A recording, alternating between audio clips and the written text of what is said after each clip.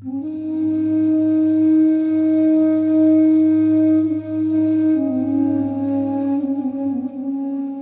Ramadan, c'est une période où les gens sont sédentaires, les gens ne bougent pas assez, mais c'est aussi une période où les gens ils prient beaucoup.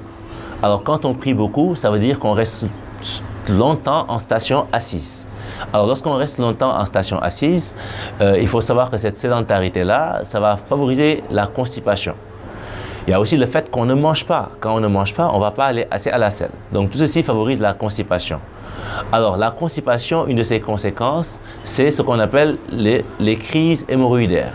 Alors les crises hémorroïdaires, c'est quoi? Les hémorroïdes sont des vaisseaux que tous les individus ils ont, qui sont localisés au niveau de la marge anale. Alors chez les individus qui ont tendance à être souvent constipés, ils vont avoir tendance à pousser pour pouvoir déféquer.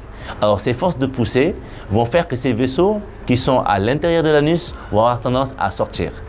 Alors, chez les individus qui ont tendance à pousser lorsqu'ils vont à la selle, ces vaisseaux vont s'extérioriser. Et ceci va se manifester par une boule que vous allez sentir lorsque vous allez vous nettoyer, mais peut aussi se manifester par des selles qui vont être accompagnées de sang. Donc c'est ce qu'on appelle la crise hémorroïdaire. Alors le fait de rester en position assise, le fait de ne pas assez bouger, le fait de ne pas assez boire, le favorise. Voilà pourquoi durant le Ramadan, beaucoup de personnes ont tendance à avoir des manifestations, des crises hémorroïdaires.